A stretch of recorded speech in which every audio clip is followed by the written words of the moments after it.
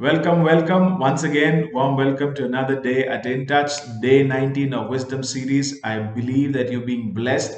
I am blessed by learning, and it is my joy to share it with you this morning from chapter 19 of the book of Proverbs.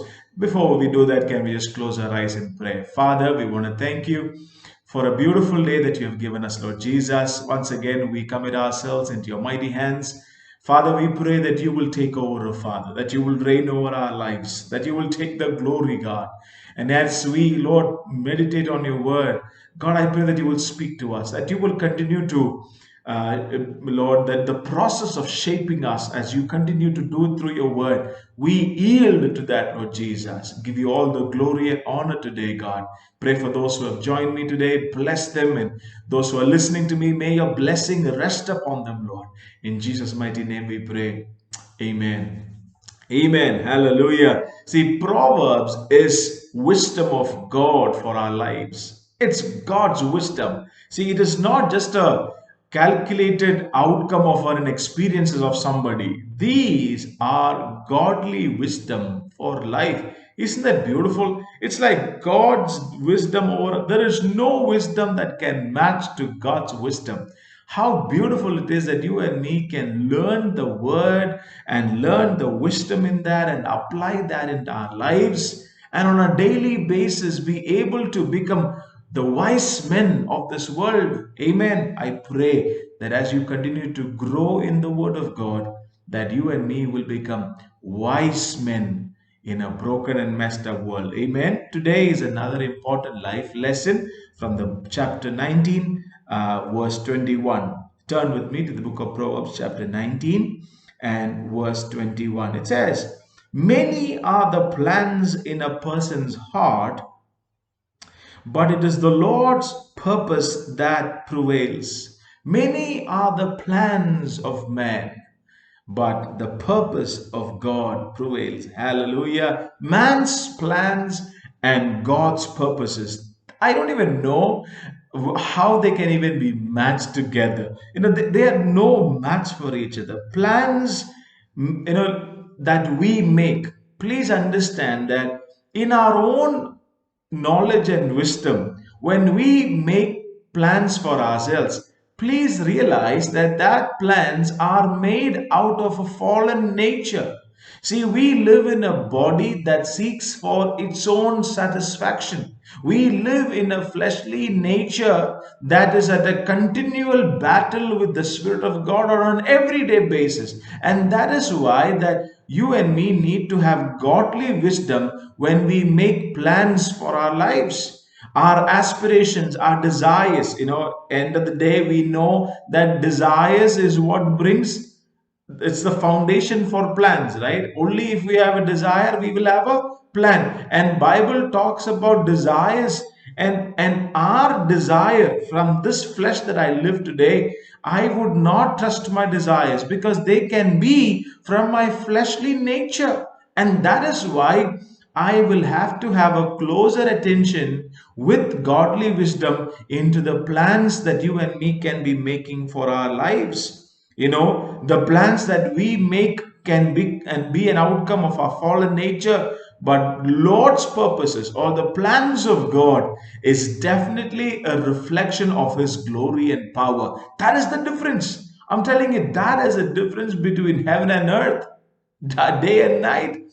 Can you imagine that? You and me, futile human beings on the face of the earth, our plans are mostly out of our human fleshly nature that is sinful and corrupt. But look at what are we contrasting it with? We are contrasting with God's plan and purposes. That is just the pure reflection of God's glory and power. Which one would we choose to? Oh, I pray that we will realize the glory and the power of God's plan and purposes for our lives. To help us understand this better, let's read from the book of James, chapter 4 and verse 13. The book of James, chapter 4, verse 13 and 14. Listen to this. This will help us bring us more clarity on the matter that we are talking about. James chapter 4, verse 13 and to 15. Now listen, you who say, today or tomorrow we will go to this or that city, spend a year there, carry on business, and make money. Isn't that normal to our life today? That we make plans of what to do with our life, in our geographical location, in our business, in our career. It is very normal to do all these things. It is normal to make plans. But look at what the next verse says. Why do you not even know what will happen tomorrow? Yeah, what is your life? You are a mist that appears for a little while and then vanishes. Instead, you ought to say, if it is the Lord's will, we will live and do this or that. I love how the scripture is filled with godly wisdom. So the Bible is saying here in the three verses, it is normal that we all make plans, but there is a question that we need to keep in mind when we make such plans, that you and me are not in control of our lives.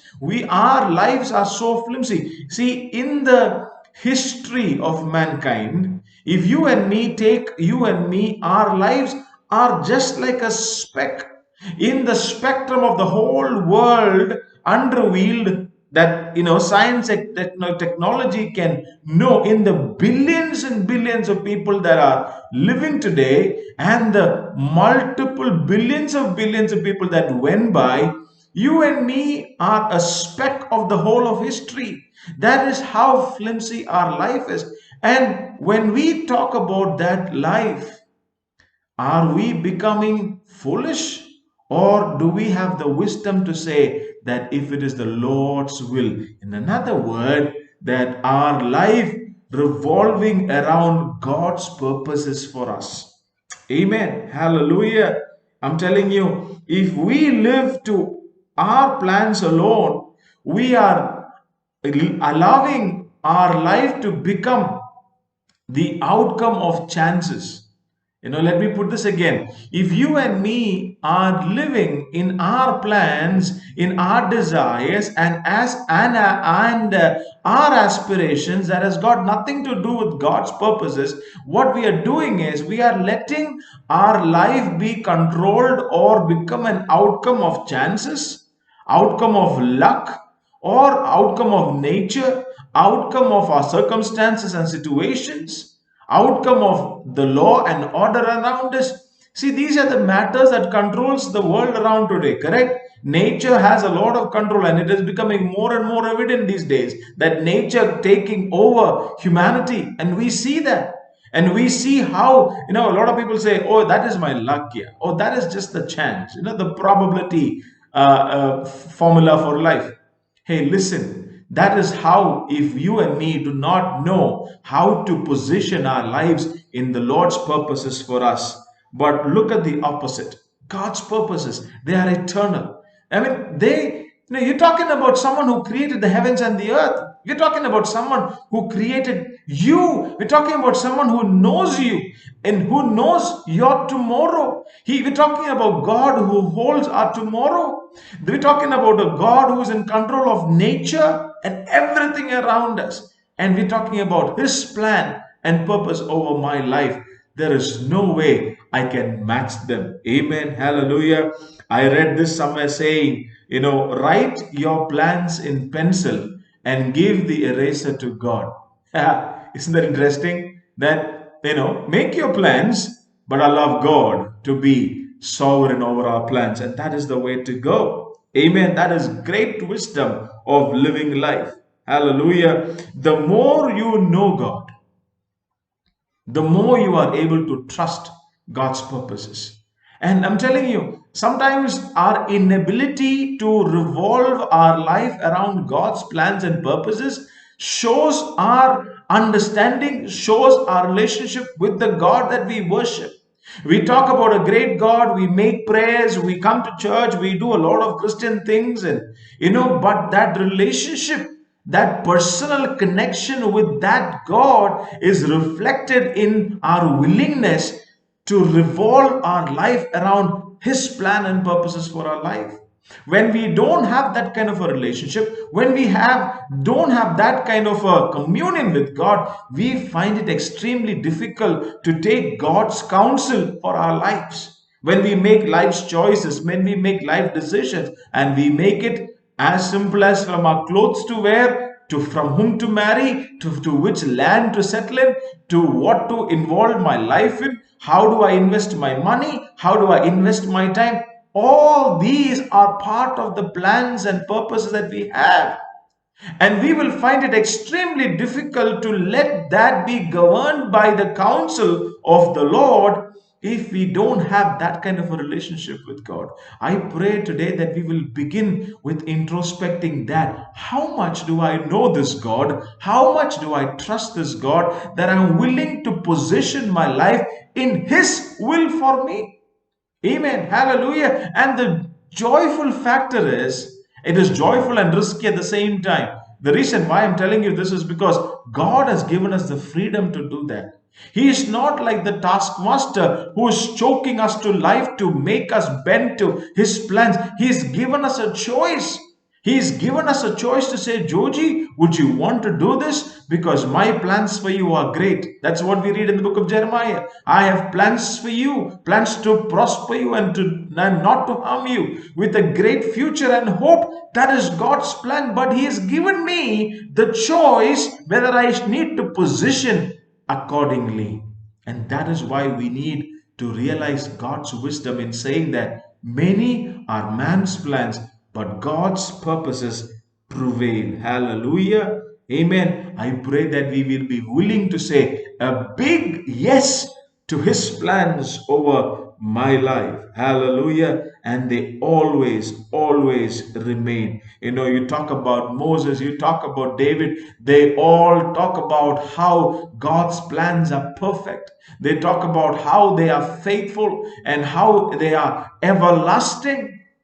I can go on talking about the number of verses in the Bible that talks about how God's plans never fails. Hallelujah. You know what? I want to position my plans and desires for life on something that will never fail. I want to position it. I don't want to position it to the chances and the probabilities around me. I don't want to let luck or my fate or whatever karma is out there to define my life. I want my life to be positioned in the purpose of the Lord that I worship and glorify. Amen. Hallelujah.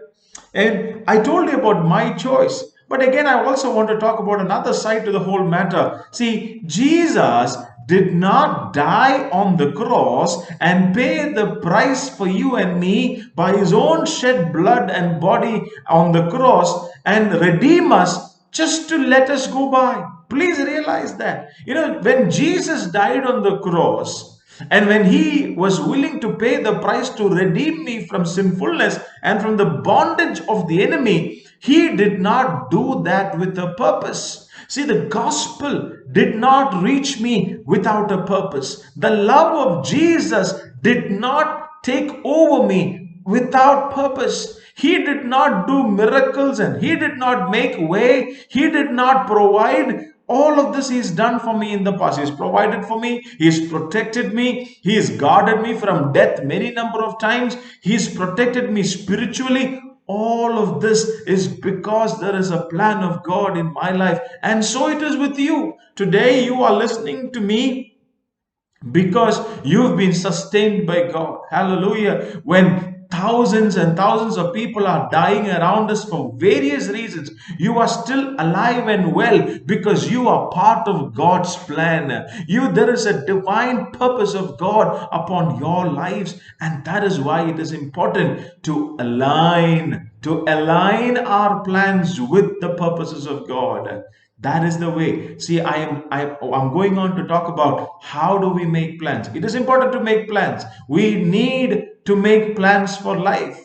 Hallelujah. Live like there is no tomorrow, but plan for the next 10, 15 years. Hallelujah. Let me tell you, live in absolute freedom of today. But we got to make plans. But how do we make plans? When we are living in a world that is breaking up, when we are living in a very futile, fleshly, nature of mind, how do we use the wisdom of God in making plans. You know how it is? By aligning ourselves to the plans and the purposes of God. What is God's purpose for your life? Go to the scripture, take godly counsel, know what is God's purposes for your life, and align the choices, plans, and aspirations of our lives with that purposes of God. And you know, when that happens, when God is in charge of my life, when God takes over my life, I'm telling you, I am having a sure bet. No more chances, no more probabilities, no more coincidences, no more karma, no more fate. No, I know that I'm standing on sure ground. I know that I'm standing on the rock of ages. Hallelujah. I know all of us, we know the parable of the house that is built upon the sand and house that is built upon the rock. So it is with the plans of man and plans of God. Plans of man is like a house built upon the sand, and plans of God is like house built upon the rock. I pray that we will be wise enough today to realize the importance of aligning, especially as children of God, redeemed by the blood of Jesus. You should know that our lives is no longer ours, it belongs to Jesus. And what a beautiful choice is it that when we are able to say, God, I surrender my life to your will, to your plan of my life, Lord. Lead me, guide me in everyday choices and big and small choices of my life. Where I work, where I invest my time, where I invest my finances, where I invest my relationship. Everything that I do, Lord, let it be aligned. And when you truly desire God's will and plans for your life, do you know that God will always speak to you? You will always find an answer. You will not go confused when you truly seek after Him. Amen. So engage with God, engage, listen to godly counsel, go to the scripture. I'm telling you, no godly counsel will outrun what is given to us in the scripture. That is why this word of God is life giving. You and me, we need to ground our life on the scripture, because godly counsel, godly wisdom does not outrun the scriptures that is spoken to us, and it speaks lives, it speaks volumes. I hope you got what we are talking about today. May God help us that when we make plans, that it will be on the foundation of the Lord's purpose for my life. They will not fail.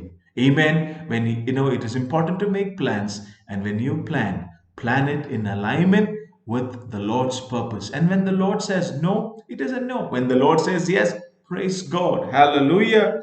This morning, even as I bring it to a close, and I want to make this as my prayer from the book of Philippians, chapter 1 and verse 6. The book of Philippians, chapter 1 and verse 6. Here is a prayer that Paul is making. I want to make this as a prayer with you. Being confident of this, that he who began the good work in you will carry it on to completion until the day of Jesus. And that is my prayer for you today. As you go into the rest of your day, as you align your plans into the will of God, the good work that God has begun in you, I pray that He will bring it into completion till the very end of days. Amen. God bless you. Have a great day. Come back tomorrow morning at 7:30 and listen to godly wisdom for life, and be blessed. Amen. Have a great day. Also, feel free to reach out to us. You have questions, you're still confused, you still need clarity on matters of life. Feel free to reach out to us. Our details are there at the bottom of the link. Please reach out to us. We would love to talk to you. We would love to pray with you. We would love to see God's purposes being accomplished in your life and you thriving in every day of your life. God bless you. Have a great day.